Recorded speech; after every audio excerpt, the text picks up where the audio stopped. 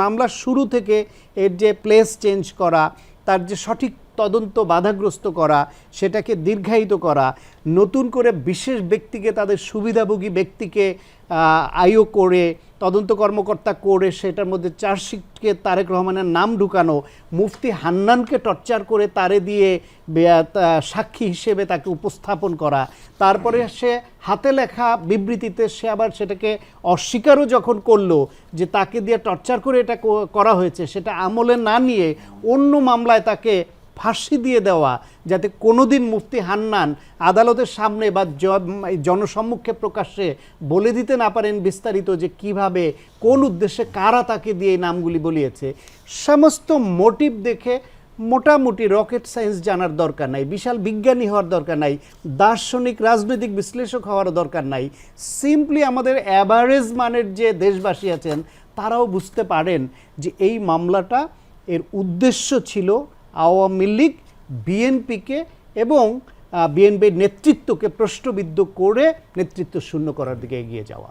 রোববার একটি বহুল আলোচিত মামলা 21 গ্রেনেড হামলার রায় হয়েছে এবং সেখানে 19 জনকেই খালাস দেওয়া হয়েছে।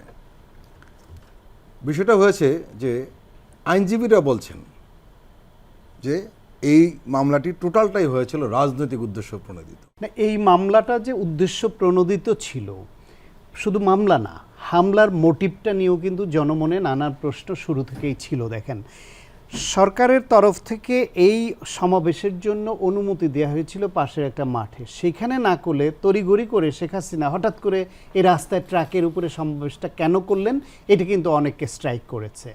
করার পরে সেখানে একটা গ্রেনেড হামলা এরকম হলো, অত্যন্ত দুঃখজনক যে ওইখানে অনেকে মৃত্যুবরণ করেছেন। এইরকম মৃত্যু আমরা কেউই চাই না, কিন্তু সেই মৃত্যুর পরে এর যাতে সুষ্ঠু তদন্ত হয় এবং সত্যিকার অপরাধী বা দোষীদের যাতে বিচারের আওতায় আনা যায়, সেজন্য তৎকালীন বিএনপি সরকার, তাদের কিন্তু প্রায় শেষ সময়, তখন সরকারের শেষের দিকে, তারা কিন্তু বিচার বিভাগীয় তদন্ত কমিটি তখন গঠন করেছিলেন একজন বিচারপতির তত্ত্বাবধানে। সেই বিচার বিভাগীয় তদন্তটা কিন্তু শেখ হাসিনা বা আওয়ামী লীগ মানল না। সেখানে কিন্তু একটু ইঙ্গিত আমরা পেয়েছিলাম যে এর সঙ্গে দেশের বাইরের শক্তিও জড়িত থাকতে পারে। সেটার জন্য সরকার কিন্তু চেষ্টা করেছিল আওয়ামী লীগের সঙ্গে একটা আলোচনার ভিত্তিতে সুষ্ঠু তদন্ত করতে, সেটাও রাজি হলো না।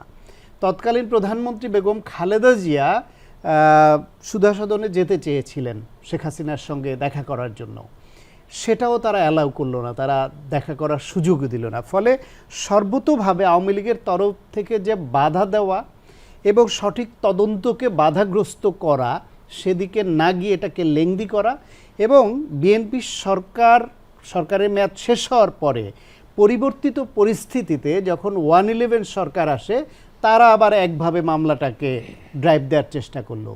এইটা করতে করতে কিন্তু 3 বার চার্জশিট কিন্তু পরিবর্তন হয়ে গেল।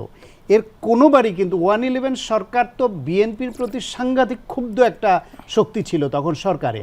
তারা বিএনপির বর্তমান অ্যাক্টিং চেয়ারম্যান তারেক রহমানকে ফিজিক্যালি টর্চার করেছে, দেশ ছাড়া করেছে, বেগম খালেদা জিয়াকে জেলে নিয়েছে, বিএনপির সকল সিনিয়র নেতাদেরকে উপর যেই রকম নিপীড়ন নির্যাতন তারা করেছিল, সেই অবস্থায় তারেক রহমানের নাম যদি এক বিন্দু কোনো ক্লু পেত, তাহলে কি 111 সরকার ছেড়ে দিত?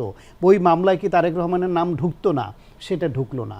পরবর্তীতে এসে আওয়ামী লীগ ক্ষমতায় এসে নতুন করে 4র্থ চার্জশিট এবং বিশেষ একজন ব্যক্তিকে দিয়ে, আব্দুল কাহার এখন, তাকে দিয়া এই মামলায় তারেক রহমানকে অন্তর্ভুক্ত করে।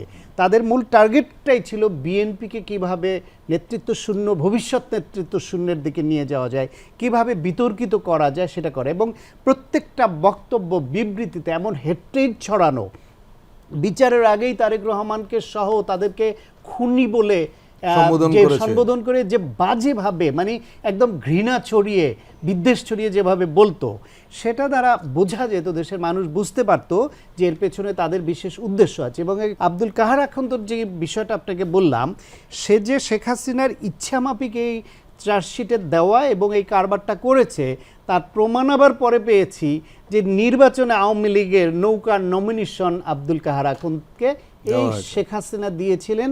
ওইখানে একজন পুলিশের সাবেক আইজিপি যে একসময় নির্বাচিত হয়েছিল এই আওয়ামী লীগের এমপি হয়েছিল এবং তিনি মোটামুটি এই দুষ্ট রাজনীতির মধ্যে আওয়ামী লীগের এই দুর্বৃত্তদের মধ্যে তুলনামূলক গ্রহণযোগ্য একজন মানুষ থাকার পরও তাকে বাদ দিয়ে এই আব্দুল কাহার আকন্দকে নমিনেশন দেওয়া হয়েছে। তার মানে এমপি বানানোর জন্য হয়তো ভবিষ্যতে তাকে আরও বড় পদও আমরা দেখতে পারতাম, পতন না হলে, এই ফ্যাসিবাদের পতন এবং পালিয়ে না গেলে ওই ব্যক্তিকে দিয়ে করিয়েছে। সুতরাং মামলার শুরু থেকে এর যে প্লেস চেঞ্জ করা, তার যে সঠিক তদন্ত বাধাগ্রস্ত করা, সেটাকে দীর্ঘায়িত করা, নতুন করে বিশেষ ব্যক্তিকে, তাদের সুবিধাভোগী ব্যক্তিকে আইও করে তদন্ত কর্মকর্তা করে সেটার মধ্যে চার্জশিটকে তারেক রহমানের নাম ঢুকানো, মুফতি হান্নানকে টর্চার করে তারে দিয়ে সাক্ষী হিসেবে তাকে উপস্থাপন করা, তারপরে সে হাতে লেখা বিবৃতিতে সে আবার সেটাকে অস্বীকারও যখন করলো যে তাকে দিয়ে টর্চার করে এটা করা হয়েছে, সেটা আমলে না নিয়ে অন্য মামলায় তাকে ফাঁসি দিয়ে দেওয়া, যাতে কোনোদিন মুফতি হান্নান আদালতের সামনে বা জনসম্মুখে প্রকাশ্যে বলে দিতে না পারেন বিস্তারিত যে কিভাবে, কোন উদ্দেশ্যে, কারা তাকে দিয়ে এই নামগুলি বলিয়েছে। সমস্ত মোটিভ দেখে মোটামুটি রকেট সায়েন্স জানার দরকার নাই, বিশাল বিজ্ঞানী হওয়ার দরকার নাই, দার্শনিক রাজনৈতিক বিশ্লেষক হওয়ার দরকার নাই।